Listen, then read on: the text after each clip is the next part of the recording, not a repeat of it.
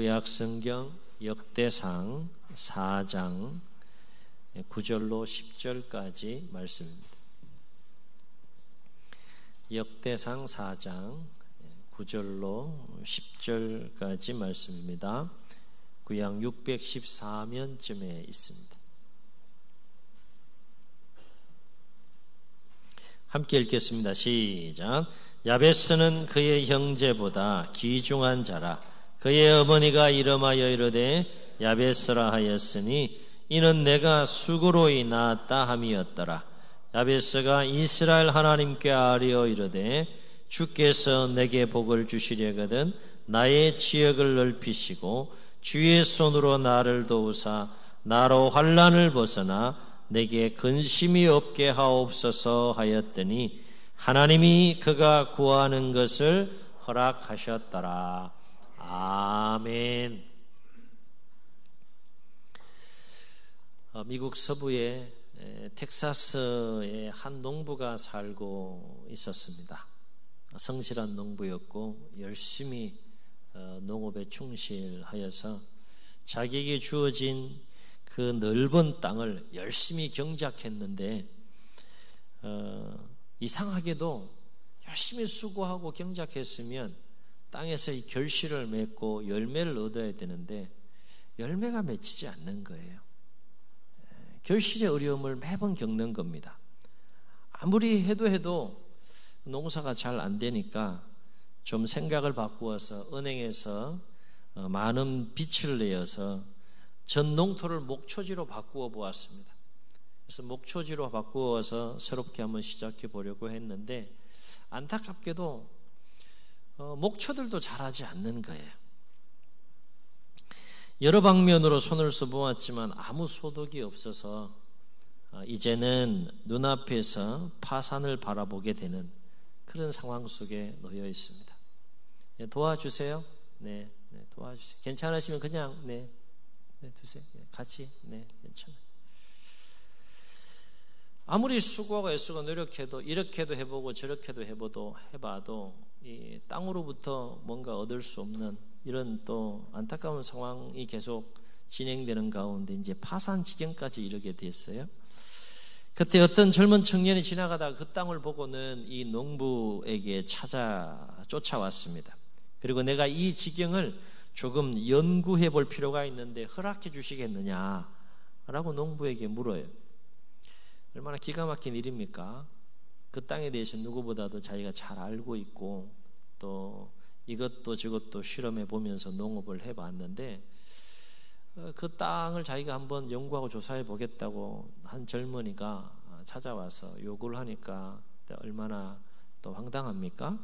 그래서 농부는 이 땅은 아무 필요가 없는 땅이니 당신도 나처럼 허탕치지 말라 그렇게 말하며 완강히 거절하고 거부를 합니다. 그러나 이 청년은 포기하지 않고 계속해서 농부에게 부탁을 했고 농부는 이 청년의 간절한 부탁을 뿌리칠 수 없어서 그 땅을 연구할 수 있도록 허락해 줍니다. 그래서 청년은 농부의 허락을 받고 기계 하나를 가지고 와서 그 땅에다 크게 구멍을 뚫고는 말뚝을 박기 시작했는데 하루가 지나고 닷새가 지나고 일주일이 딱 지나는 그 시점에 놀라운 일이 생기는 거예요. 갑자기 땅속 깊은 곳에서 새카만 액체가 쫙 솟아오르는 거예요.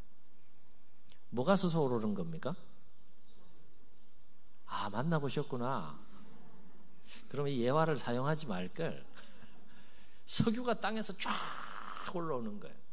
얼마나 놀라운 장면입니까? 알고 봤더니 거기에는 그 농사를 지을 땅이 아니고 목초지로 만들 땅이 아니라 뭐 해야 될 땅인 거예요? 석유를 개발할 땅이요. 거기에다가 뭘 심으니 뭐 결실을 맺겠어요? 이것이 텍사스에서 발견된 세계 최대의 그 유전이 발견된 일화라고 합니다. 이렇게 해서 세계 최대 유전이 발견된 거죠. 예화를 통해서 우리가 주목할 것은 뭘까요? 그렇습니다. 농부처럼 한계를 극복하는 방법을 알지 못하면 아무리 수고하고 애쓰고 노력해도 그 한계 속에 갇혀서 흐득이는 삶을 살 수밖에 없다는 거예요. 그러나 청년처럼, 유전을 발견한 청년처럼 한계를 극복하는 방법을 알고 그 한계를 극복하면 새로운 삶을 또 경험하고 살아갈 수 있다라고 하는 또 중요한 교훈을 예화를 통해서 우리가 얻을 수 있습니다. 오늘 예화 속에 등장하는 농부가 그러했던 것처럼 우리는 살면서 여러 가지 한계에 부딪힐 때가 참 많죠. 그 한계 때문에 우린 낙심하고, 한계 때문에 근심하고, 한계 때문에 염려하고, 또 한계 때문에 절망하고, 그 한계가 무엇이 되었든 간에 그 한계 때문에 우리가 곤고한 삶을 살아갈 때가 참 많습니다. 우리가 살면서 만나게 되는 여러 가지 한계들이 있는데 그 한계들 크게 세 가지로 한번 정리해 보면, 첫째는 육체적인 한계를 들 수 있겠죠.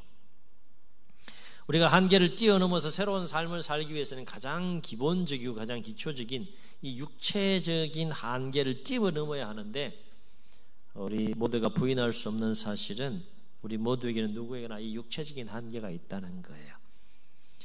가장 기본적으로는 체력의 한계가 있겠죠. 체력이 돼야지 뭘 해보는 거 아니겠어요? 체력이 돼야지 한계에 도전할 수 있는 거 아니겠어요?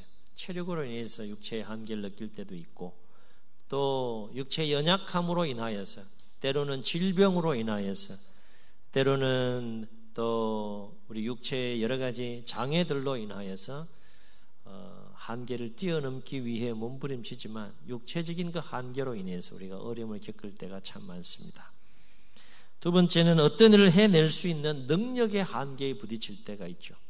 어떤 일을 우리가 목표로 삼고 계획을 하고 그것을 이루고 그것을 성취하기 위해서 막 애쓰고 몸부림치는데, 문제는 어느 순간까지는 그것을 해낼 수 있겠지만 더 힘을 내고 그 능력을 발휘해야지 그 한계를 극복하고 뛰어넘을 수 있는 상황 속에서 더 이상 능력을 발휘할 수 없는 그 능력의 한계에 부딪힐 때가 있어요.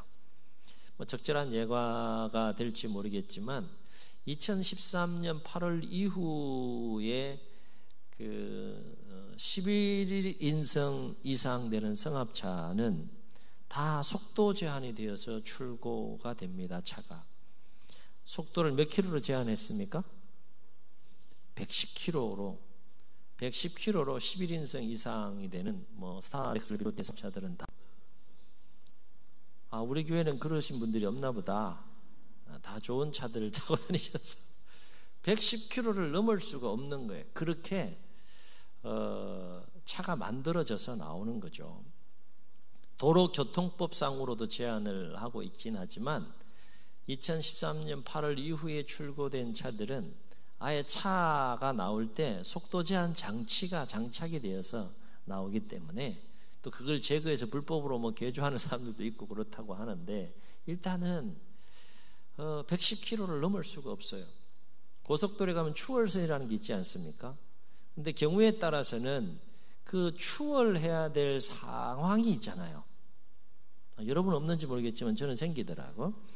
추월해야 될 상황이 생기는데, 옆 차선에서 예를 들어서 110km를 달리고 있어요. 그러면 추월하려면 몇 킬로를 달려야 됩니까? 추월선에서 110km를 달리면 어떻게 돼요? 도저히 추월할 수가 없는 거예요. 최소한 110km보다는 더 밟아야 되는 거죠. 질문합니다. 우리 교회는 스타렉스 봉고차가 몇 대 있습니까? 3대 있어요. 3대. 그 3대가 있는데, 우리 교회 봉고차는 110km 속도 제한이 있는 차일까요? 없는 차일까요? 이렇게 하면 또 어렵더라고, 질문이. 제한이 있으면 좋겠어요? 없으면 좋겠어요? 있으면 좋겠어요? 우리 교회 그 봉고차를 운행하시면서 또 차량으로 귀하게 섬겨주시는 많은 분들이 계신데 참 감사한 일이죠. 그리고 다 베스트 드라이버시고 또 안전운행들을 다 하시는 분들이라 염려가 되지는 않는데, 감사하게도 우리 교회 세대 봉고차는 다 2013년 8월 이전에 출고된 차들이기 때문에 110km 속도 제한이 없습니다. 마음껏 달릴 수 있습니다. 그래서 교속도로에 가면 마음이 편안합니다. 언제든지 추월할 수 있는 거니까. 그런데 제가 언젠가 110km 제한되는 봉고차를 한번 몰 일이 있었어요. 속 터지는 줄 알았어요. 뭐 이렇게 추월하려고 이렇게 추월선에 딱 해서 막 밟는데 이게 뭐 속도가 나야죠. 속도가 110km까지가 그 번거차의 한계인 거죠. 능력의 한계인 것이죠. 마찬가지로 더 달려야 될 상황 속에서 속도 제한 차량은 더 이상 달릴 수 없는 것과 마찬가지로 때로는 삶의 그 상황 속에서 막 달려야 될 때가 있잖아요. 그래야지 그 한계를 극복하고 한계를 뛰어넘는데 능력의 한계 때문에 달리고 싶은 마음은 충만하지만 더 이상 전진할 수 없는 그 답답하고 안타깝고 곤고하고 힘든 상황을 우리가 맞이할 때가 있는 것이죠. 어쨌든 능력의 한계라는 것이 있습니다. 또 한 가지 우리가 부딪히게 되는 한계가 바로 삶의 한계를 알 수 있는데 육체적인 한계와 능력의 한계와 맞물려서 우리가 삶을 살아가면서 다양하게 만나게 되는 여러 가지 삶의 어려운 상황들로 인하여서 직면하게 되는 한계가 바로 이 삶의 한계라고 할 수 있겠습니다. 물질로 인하여서 한계에 부딪힐 수도 있겠고 생업의 일로 인하여서 한계에 부딪힐 수도 있겠고 경우에 따라서는 관계의 문제로 한계에 부딪힐 수도 있겠고 사회적인 또 구조적인 문제 때문에 한계에 부딪힐 수도 있겠고 또 경우에 따라서는 또 불의하고 불행한 일들을 겪음으로 인하여서 한계에 부딪힐 수도 있겠고 뜻밖의 예기치 못했던 여러 가지 시련과 어려움 등을 겪음으로 인해서 삶의 한계에 우리가 언제든지 부딪힐 수가 있는 것이죠. 우리는 오늘 말씀의 주인공인 야베스의 이야기를 통해서도 이러한 삶의 한계를 목격할 수 있는데 그 구체적인 한계가 무엇이었는지에 대해서는 알 수 없지만 야베스의 인생에서 한 가지 분명한 것은 야베스의 인생은 끊임없이 한계와 삶의 한계와 씨름할 수밖에 없는 인생이었다는 거예요. 참 힘든 인생이었어요. 고난의 분량이 오늘 그 유다족 속에 관한 그 족보 얘기가 쫙 나오는데 그 형제들과 비교해 볼 때 고난의 분량이 특별했던 삶을 살아가야 했던 인물이 바로 야베스였다는 거예요. 일단 야베스의 그 이름 뜻 자체가 고통이라는 뜻입니다. 엄마가 수고로이 낳았다라고 해서 고통이라는 뜻을 지닌 야베스의 이름을 지었는데 좋은 이름이에요, 나쁜 이름이에요? 네? 여러분이 자녀를 출산했다 그러면 고통, 김고통 이렇게 이름을 짓는 게 이게 좋은 이름이에요, 나쁜 이름이에요? 본의 아니게 이름이 그렇게 부모로부터 지어지게 되면 본인은 평생 김고통 뭐 개명할 수 있긴 하지만 김고통 그럼 좋겠냐는 거죠. 어쨌든 야베스 그러니까 굉장히 히브리어는 고상한 이름 같지만 그 뜻은 굉장히 힘겨운 그 이름이에요. 그 얘기는 뭔가 하면 야베스의 인생은 고통과 함께 시작이 됐고 고통과는 뗄래야 뗄 수 없는 인생이었다는 것을 암시해 주는 부분이 이름 속에서 드러납니다. 또 야베스의 인생이 끊임없이 삶의 한계와 씨름하는 인생이었다는 것을 보여주는 절절한 그 부분을 어디서 우리가 목격할 수 있는가 하면 야베스의 기도 내용을 통해서 볼 수 있는데 야베스의 기도 내용을 보면 나의 지역을 넓혀달라라고 기도하죠. 또 환난을 벗어나 나로 하여금 근심이 없는 삶을 살게 하옵소서 이렇게 기도합니다. 여기서 지역이라는 단어가 나오는데 이 지역이라는 단어의 헬라 원어적인 의미의 뜻은 경계, 한계 이런 뜻이에요.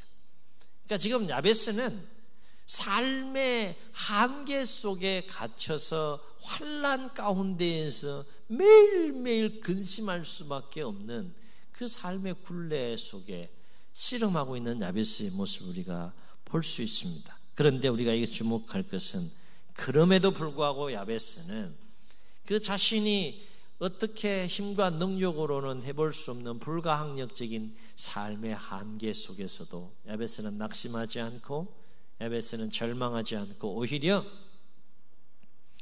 그 한계를 극복하기 위해서 계속해서 몸부림치는 삶을 살았다는 거예요. 그렇다면 야베스는 왜 자신의 삶의 한계 앞에서 낙심하거나 절망하지 않고 그 한계를 극복하기 위해서 계속해서 몸부림치는 삶을 살 수 있었을까라고 하는 것인데, 오늘 말씀을 또 가만히 묵상해 보게 되면 한 가지 중요한 이유를 발견하게 됩니다.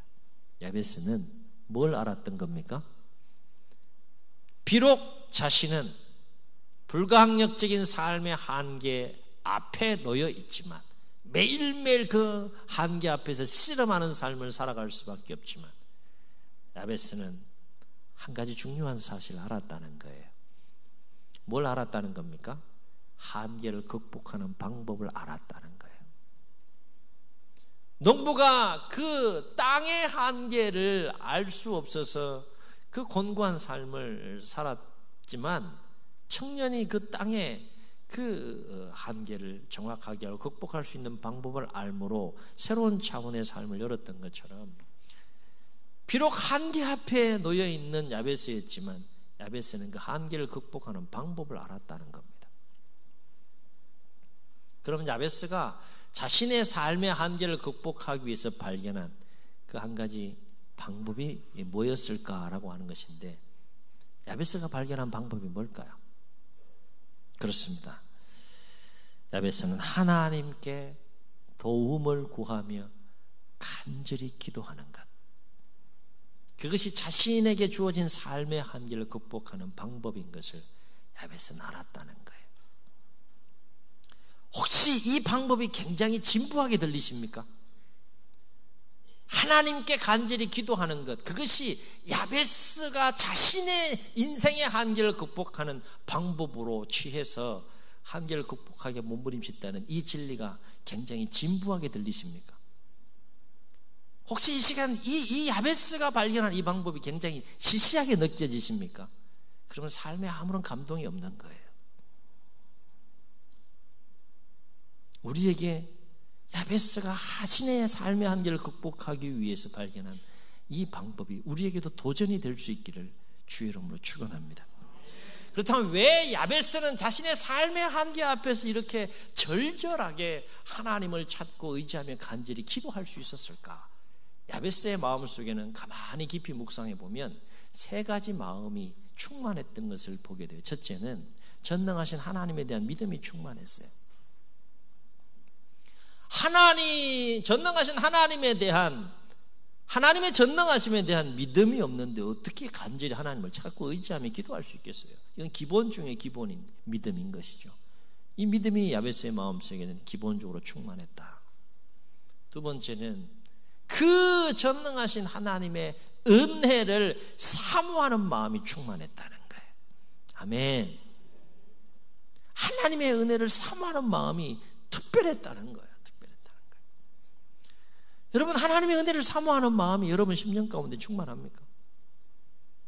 다시 한번 점검해 볼 수 있기를 주여 여러분 축원합니다. 당연히 내가 그런 마음을 가지고 신앙생활을 한다라고 생각할지 모르겠지만 가만히 한번 다시 한번 들여다보세요. 여러분 심령을. 정말 내 마음속에는 하나님의 은혜를 사모하는 그 간절한 마음이 충만한가? 어쨌든 야베스의 마음속에는 하나님의 은혜를 사모하는 마음이 충만했다. 세 번째는 어떤 마음이 충만했는가 하면 그 하나님의 은혜가 임하면, 그 하나님께서 은혜를 베풀어 주시고 응답하시면 이 삶의 한계는 반드시 언제든지 뛰어넘고 극복할 수 있다라고 하는 믿음이 야베스의 마음속에 충만했다는 거예요. 사랑하는 성도 여러분, 누가 하나님을 찾을까요? 누가 하나님을 간절히 찾고 누가 하나님을 간절히 의지하며 누가 간절히 그렇게 하나님께 기도할 수 있을까요? 평안하고 형통한 자가 하나님을 간절히 찾고 기도할까요? 그런데 평안하고 형통할 때 하나님을 간절히 찾고 기도해야 될 이유가 있어요. 사람이 마음속에는 누구나 이 간사한 마음이 있어서 살만 하면 하나님을 멀리하게 됩니다. 나는 안 그렇지 그렇게 생각할지 모르지만요, 가만히 보세요. 사람이 살만 하면 환경이 풀리고 열리고 평안하고 형통하면 해이해진다니까요. 마음이 풀려요. 마음이 풀리고 또 이 영성이 무뎌질 수밖에 없어요. 그와 같은 이야기를 성경에서 아주 샘플로 잘 보여주는 이야기가 있는데 그것이 사사시대에 관한 이야기예요. 사사기를 읽어보면 이 부분을 너무 잘 명확하게 우리에게 가르쳐줘요. 하나님께서 복을 주셔서 약속의 땅을 정복하게 하셨는데 다 정복한 건 아니지만 이제 어느 정도 정복하고 땅도 분배하고 이제 살만하니까 어때요? 더 간절히 하나님을 찾았습니까? 의지했습니까? 사사기를 보게 되면 그렇지 않았다고 우리에게 말씀해 주고 있어요. 평안하고 형통한 시간이 오래 지속되니까 이스라엘 백성들의 마음이 해이해져 가지고 하나님을 멀리하기 시작합니다. 그러니까 하나님 또 어떻게 해요? 이방 민족을 도구로서 치잖아요.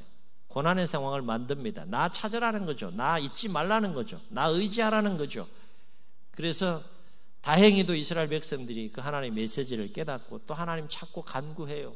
그러면 하나님 또 불쌍히 여기셔서 은혜 베푸심으로 구원자를 사사를 세워가지고 또 평화의 시대를 열어가시는 이 이야기가 계속 반복된다는 거예요. 도전합니다. 하나님께서 여러분에게 복을 주셔서 평안한 삶이 이어지고 형통한 삶이 이어진다면 그 상황 속에서 간절히 기도할 수 있기를 주의 여러분 축원합니다. 왜 간절히 기도해야 되느냐? 하나님이 주신 그 평안함과 그 형통함의 복이 계속해서 내 삶 가운데 이어질 수 있도록 간절히 기도해야 될 것이고, 두 번째는 그 평안함과 형통함 가운데에서 내가 하나님을 멀리하지 않는 삶을 살도록 그 하나님 주신 평안함과 형통함 가운데에서 내가 실족하지 않도록 계속해서 동일한 믿음과 신앙을 가지고 하나님과 친밀한 교제 가운데 승리하는 삶을 살아갈 수 있도록 간절히 기도해야 된다라고 하는 거예요. 평안하고 형통할 때도 기도할 수 있기를 주님 축원합니다. 자, 그러면 고난의 상황 속에 있으면 하나님을 간절히 찾고 의지하느냐? 여러분 그렇습니까? 평안하고 형통할 때보다는 더 찾겠죠. 그런데 말씀을 준비하면서 다시 한번 이 부분을 돌아보게 되더라고요. 과연 삶의 한계를 만났고 어려움을 만났을 때 주의 백성들이 그 삶의 한계 가운데서 하나님을 야베스처럼 그렇게 찾고 간절히 의지하며 간절히 기도하느냐? 여러분 어떻습니까? 그렇습니까? 기도하시는 분들이 계세요. 간절히 하나님을 찾고 의지하시는 분들이 계세요. 그런데 놀라운 사실은 분명히 기도할 수밖에 없는 삶의 한계 속에 있음에도 불구하고 여전히 하나님 찾지 않고 하나님 의지하지 않고 자신의 힘과 자신의 노력과 자기의 수단과 자기의 방법으로만 삶을 살려고 하는 자들이 더 많다는 거예요. 더 많다는 거예요. 교회 밖은 물론이거니와 교회 안에도 그래요. 기도해야 되는데, 간절히 기도해야 되는데 기도 안 한다니까. 평안하고 형통할 때나 고난의 때나 항상 하나님 앞에 주어진 상황 속에서 간절히 하나님을 찾고 의지하며 기도할 수 있기를 주의 이름으로 축원합니다. 우리가 기도와 관련해서 주목해야 될 것은 하나님을 간절히 찾고 기도하는 자의 마음 속에는 세 가지 마음이 늘 충만하다는 거죠. 앞서 언급했던 것처럼 전능하신 하나님에 대한 믿음이 충만한 것을 보게 되고, 두 번째는 하나님의 은혜를 사모하는 마음이 충만한 것을 보게 되고, 세 번째는 하나님을 간절히 찾고 기도하는 자의 마음 속에는 하나님의 역사, 하나님의 응답에 대한 믿음이 충만한 것을 늘 보게 돼요. 오늘 야베스의 마음 속에도 이러한 마음을 가지고 하나님 앞에 간절히 기도하며 나아가는 모습을 우리가 볼 수 있습니다. 그래서 역대기의 기자는 야베스의 인생을 좀 더 특별하게 조명해요. 기술하는 방법이 달라요. 낳고 이렇게 기술하지 않고 서술식으로 야베스의 인생의 9절과 10절에서 그렇게 설명하듯이 기록하는 것을 보게 되는데, 그것은 어떤 의미가 담겨 있는가 하면 이 야베스는 여러분 좀 특별하게 주목해서 봐야 할 인물입니다 라는 차원의 그 기법이에요. 역대기 기자가 이 두 구절을 통해서 더욱더 특별하게 야베스 인생에서 주목하기를 원하는 부분이 뭡니까? 그렇습니다. 야베스는 특별하게 하나님의 은혜를 사모하는 마음을 가지고 특별하게 간절함으로 하나님 앞에 기도하는 인생이었고 기도하는 삶이었다는 것을 강조합니다. 10절에 보면 이런 표현이 나와요. 야베스가 이스라엘 하나님께 아뢰어 이르되, 우리말로 아뢰어 이르되라고 번역이 되어 있지만 헬라어 원어상의 단어는 카라라는 단어를 사용합니다. 이 카라라는 단어는 어떤 의미가 담겨 있는가 하면 울부짖는 거예요. 마음을 쥐어짜면서 막 간절히 울부짖는, 이게 카라예요. 카라. 한글 번역상으로는 그게 뉘앙스가 잘 전달되지 않지만 히브리 원어상으로는 이게 야베스가 어떻게 하나님 앞에 기도했는지를 쉽게 느낄 수 있는 단어가 카라라는 단어입니다. 울부짖으면서 간절히 강력하게 요청하고 간청하는 것, 그것이 카라라는 단어예요. 그래서 영어 번역 성경을 보게 되면 이 카라라는 단어를 어떻게 번역하는가 하면 cry out 이렇게 번역해요. cry out. 막 크게 울부짖는 거죠. 여러분, 야베스가 왜 하나님 앞에 나아가서 그렇게 마음을 쥐어짜면서 울부짖으면서 기도했을까라고 하는 거예요. 그만큼 야베스 자신에게 놓인 삶의 한계가 그만큼 처절한 거예요. 그만큼 절박한 거예요. 그만큼 간절한 거예요. 하나님이 내 인생 가운데 개입하셔서 역사하지 않으면 나는 도저히 이 한계를 극복할 수 없다라고 하는 그 절박한 마음, 간절한 마음, 처절한 마음이 야베스의 마음속에 충만했던 거죠. 그래서 cry out, 울부짖으면서 하나님 앞에 기도하는 거예요. 하나님, 제발 나의 지경을 좀 넓혀주십시오. 이 지긋지긋한 삶의 한계를 좀 벗어나게 도와주십시오. 이 지긋지긋한 삶의 한계와 굴레 가운데 내가 갇혀 있습니다.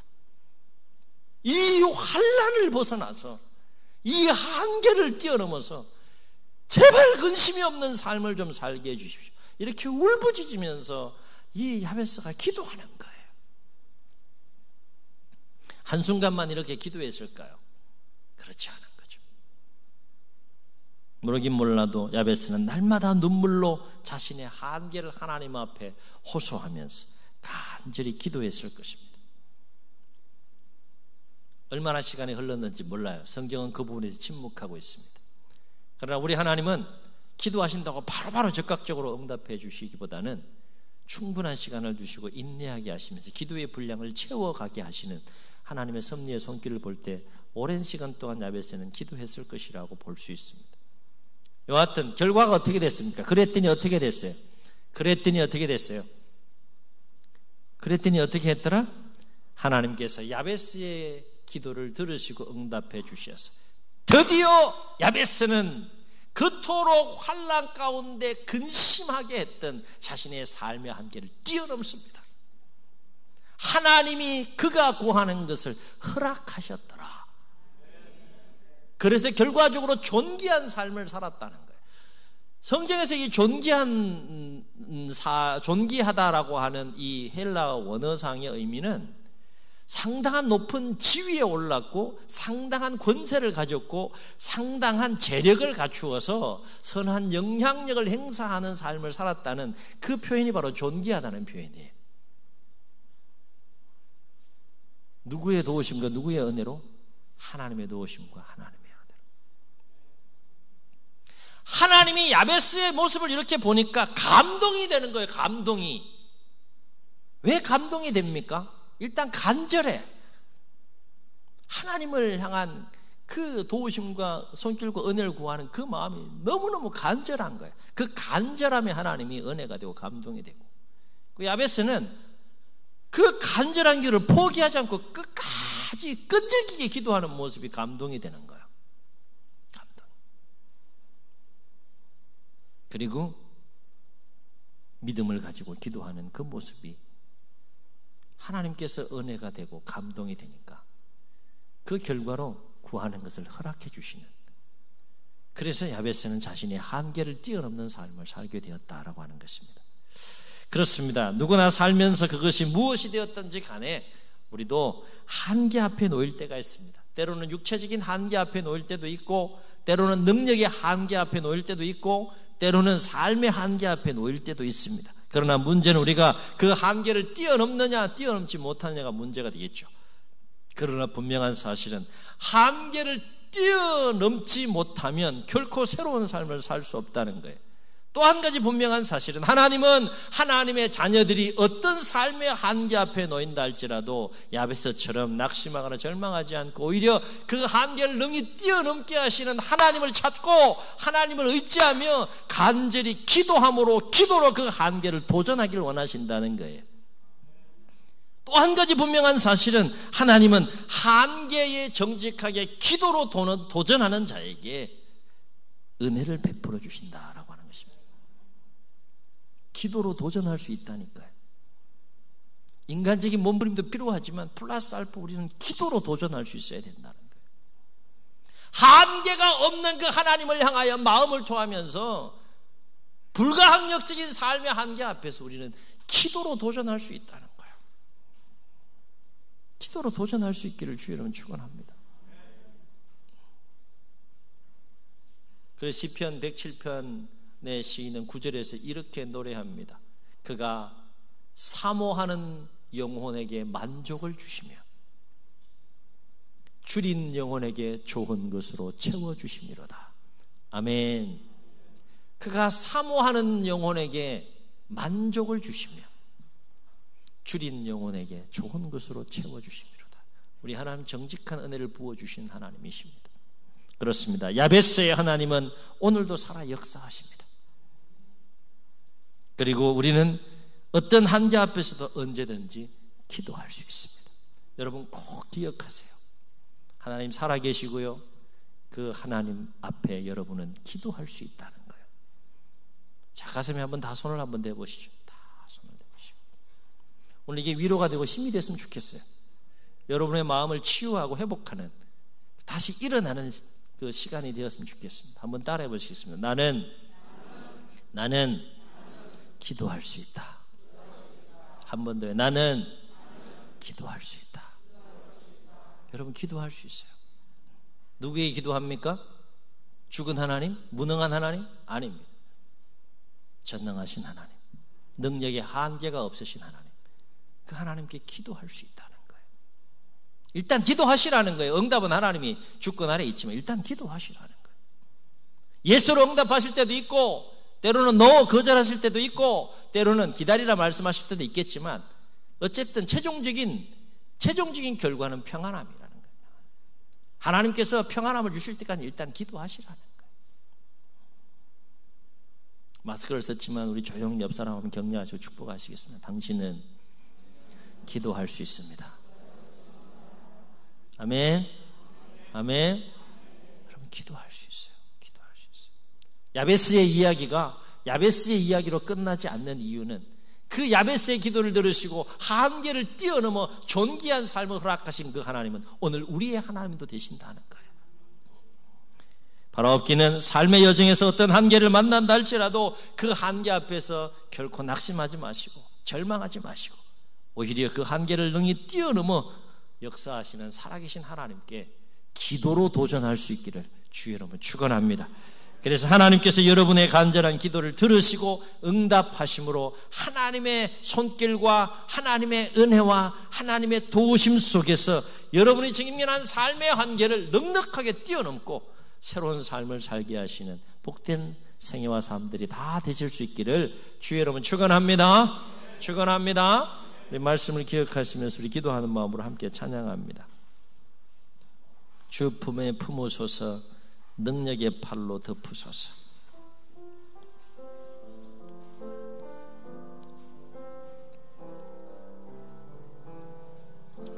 주 품에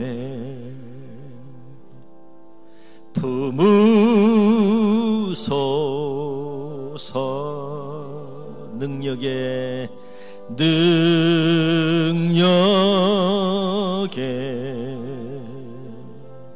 발로 덮으소서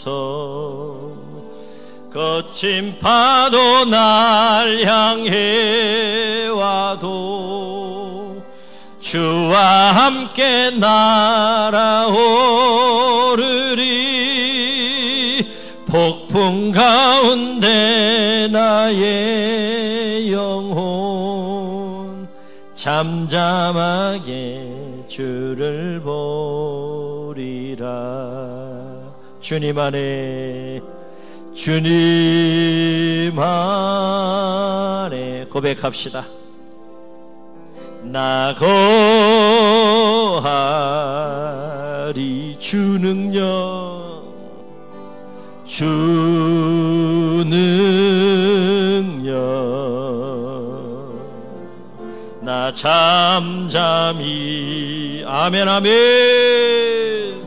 거친 파도 날 향해 와도 주와 함께 날아오르리.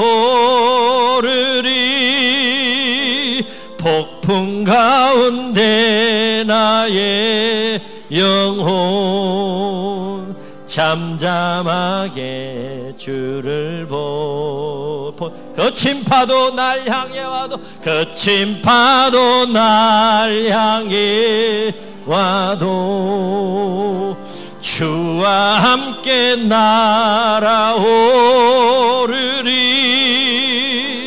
폭풍 가운데 나의 영혼 잠잠하게 주를 보리라. 조용히 눈을 감으시겠습니다. 우리는 하나님께서 허락해 주신 하루하루의 삶의 길을 걸어갑니다. 항상 평탄하면 얼마나 좋겠습니까?